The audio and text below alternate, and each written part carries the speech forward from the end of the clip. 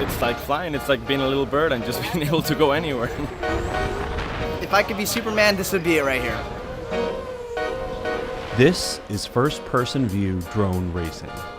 Part virtual reality, part engineering feat, part video game. It's an internet sensation that a small group of fans and entrepreneurs are trying to turn into a mainstream sport. From a visual point of view, it could be bigger than football. They've already raised tens of millions of dollars and have the attention of major TV networks. It's the sport of tomorrow, and we're just at the beginning. But there's no blueprint for turning a virtual phenomenon into a real-life sporting event. I'm using video all the way. I got no video. One of my fears for drone racing is that people will create events that will get attention because of the novelty of the concept of drone racing. But if you continually promise and don't deliver, people will lose faith that this can be all that we hope it can be.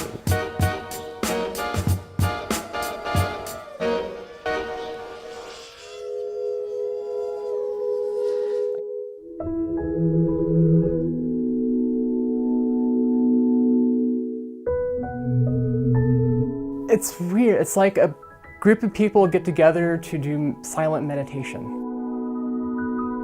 Everyone's blinded to the world around them, and for a few minutes, they're leaving their bodies on a spiritual journey. When they come back to it, they come back almost enlightened. A few years ago, a botched surgery left Zoe Stambach bedridden for months. Nerves in her lower body were severed and will never fully heal. And then you have desk here that swivels. She has trouble standing for long periods of time and has to work lying down. A lot of my friends became really distant because they rode motorcycles, and that's what we did together. We rode motorcycles. It was completely fucking devastating. When I got into FPV, it just changed everything. I started getting into this like whole other world of friends that are into the same kind of geeky tech stuff that I'm into, and just lifts my spirits.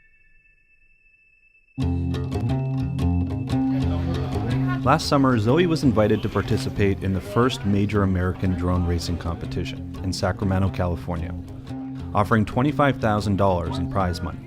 The money is needed. I need to pay rent. I would love to be a professional drone pilot to race these things. That's definitely the dream.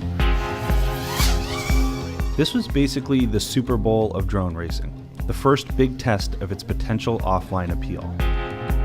And the first time this many pilots, drone geeks, builders, investors, and sellers all came together under one roof.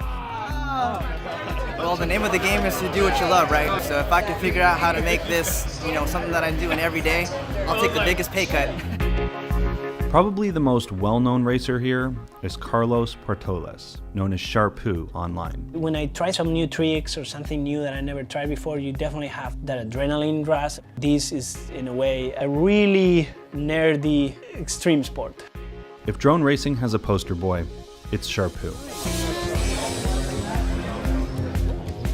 He's popular, he's cute. Like, I had a crush on him when he came out, like cute little dimple and that little hair thing. Yeah, he's adorable. And the fact he's a really good pilot, combine those two things, it worked out for him. Sharpoo's videos have been viewed millions of times, and he's one of a handful of racers here with a sponsorship deal, which pays for his drones and travel. Well, I mean, just bring one tomorrow and be like, here bro, have one, you just play with it. Not exactly enough to quit his day job as the head of animation at DreamWorks. So there's all these internet heroes and legends that are coming, but there's nobody that's got a poster on the wall, or there's not one that's on the Wheaties box, and so National Drone Racing is in some ways an experiment to see, can it scale?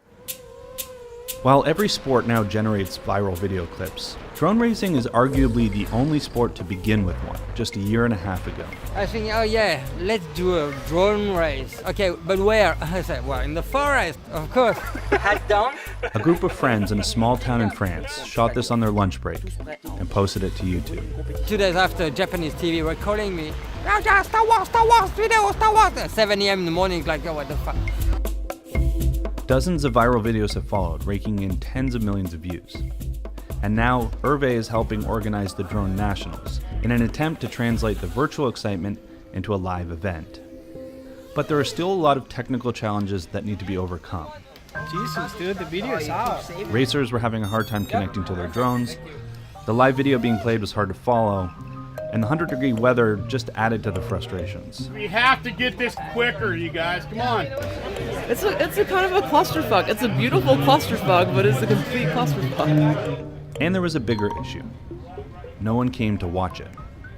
Watching a live drone race, it turns out, can be pretty boring. I think there's more people watching the live stream, and it seems like that might be, like a better experience. If this was a test to find an audience, the Drone Nationals failed. And other racing events held since haven't fared much better. This one in New York City by Aerial Sports League drew more spectators, but we're talking hundreds, not thousands. Nothing compared to the audience drone racing videos tend to get online. You were promised Star Wars and you got a Saturday afternoon barbecue in a field. If what you're promising people is a sport, if what you're promising people is a spectator experience, you have to deliver that.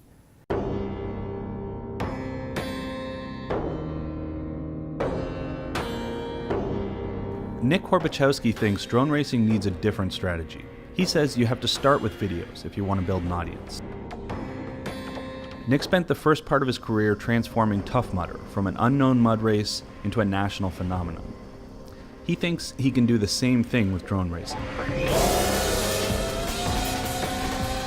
We got to tell a lot of people that drone racing exists and explain what it is to them so they understand. Then we need to take those people, we need to convert them from casual viewers or interested parties into true fans. People who have an affiliation with a pilot or want to know the result. And I think once you've got those two things, then you've got to offer a compelling live event experience. Welcome to DRL Drone Racing League Level 1 Miami. His league has announced funding from a range of sources, including the Miami Dolphins owner Stephen Ross, the lead singer of Muse, and the talent agency CAA. They've had one event and are planning 5 more this year, all close to the public, all with the same goal in mind: showing people how exciting drone racing can be, and then building a fan base for individual racers. Then the draw becomes as much about them as the race itself. It's something else when you tell your kid that he's coming to a drone race in Miami and he tears up. Because of this, they've faced some criticism for looking too much like a reality TV show. The trash talk does seem a bit staged. The competition is just a bunch of nobody scares me.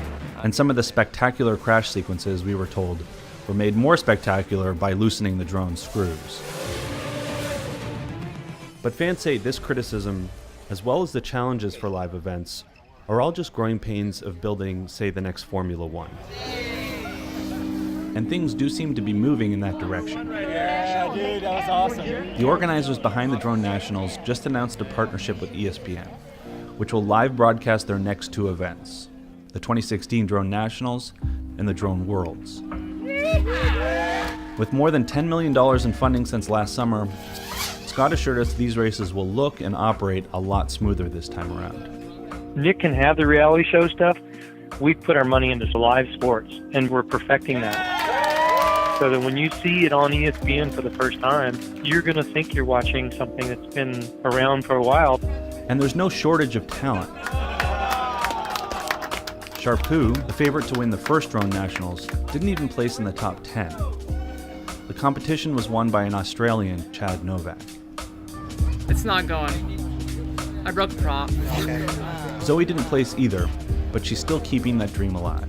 Well, if you told me 6 months ago if there'd be drone racing in nationals, I would have said you're crazy. But the fact that this is happening the way it is, I'd say it's more than plausible that in 6 months to a year to 5 years that this will be a legitimate sport and that I could actually be doing this as a job. It's definitely the $1 million question. Drone racing could be the sport of the future. It could also be a flop. But right now, the money and momentum behind it only seems to be growing. In 2016, there are national competitions planned in over a dozen countries. Dubai just hosted the biggest drone race ever and gave out $1 million in cash prizes. It was won by a 15-year-old from England. What excites me about drone racing, what excites me about this whole thing is every person under the age of 15 that I know either wants a drone or has a drone. We're about to raise a generation of pilots. Do you play video games? Nope. I don't know. So this is my video game. I see 12-year-olds now who are just master drone pilots, and I think when you're 20, what are you going to have to do with a drone? I can't even imagine it, but I know it's going to be spectacular.